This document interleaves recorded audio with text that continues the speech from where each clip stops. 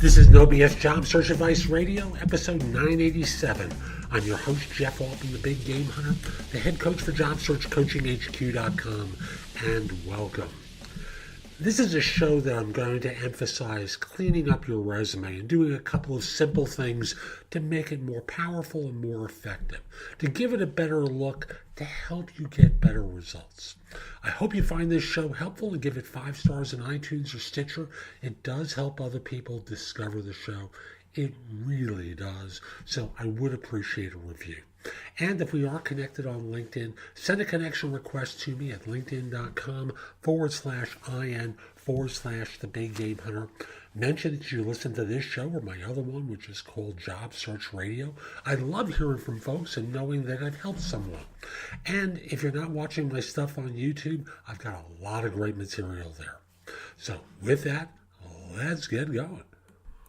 I want to talk with you about 3 mistakes experienced job hunters make all the time that are very costly to them.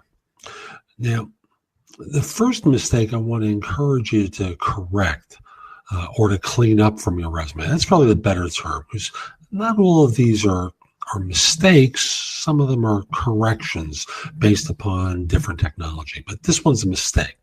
If you're an experienced person, if you're someone who's been in the business 10, 15, 20 years, your resume has started to get a little long in the tooth.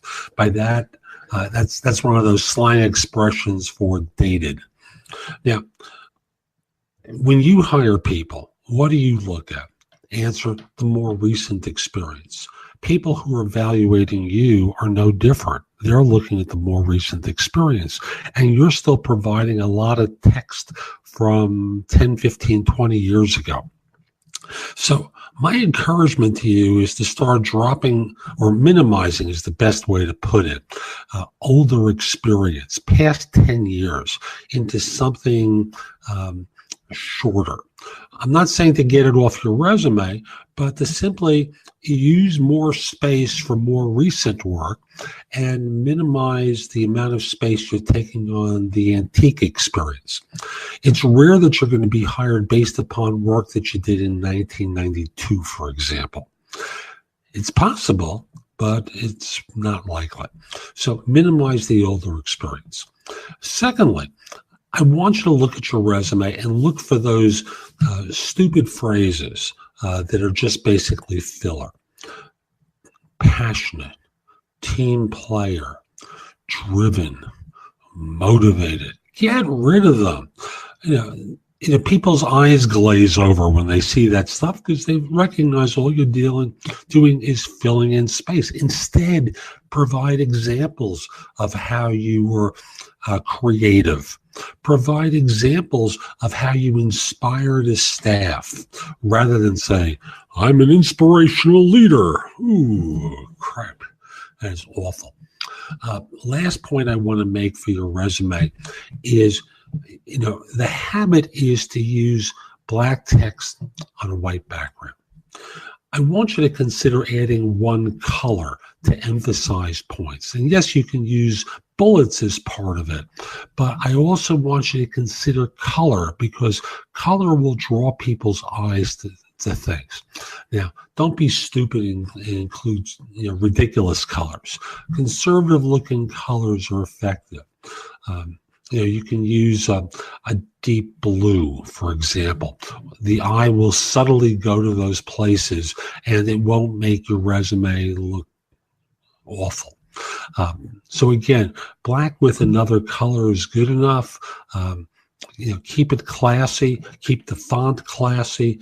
I use, a couple of very basic ones. Arial, applicant tracking systems read. I don't want you submitting through an ATS, but people do it anyway, so I'm compelled to mention that. Arial's easily read. Verdana is easily read. I don't particularly like Verdana. I like Calibri, Calibri, in case I'm mispronouncing it.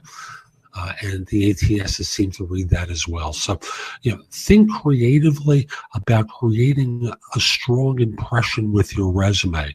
Get rid of the garbage and minimize the antique experience that you have that few people will care about.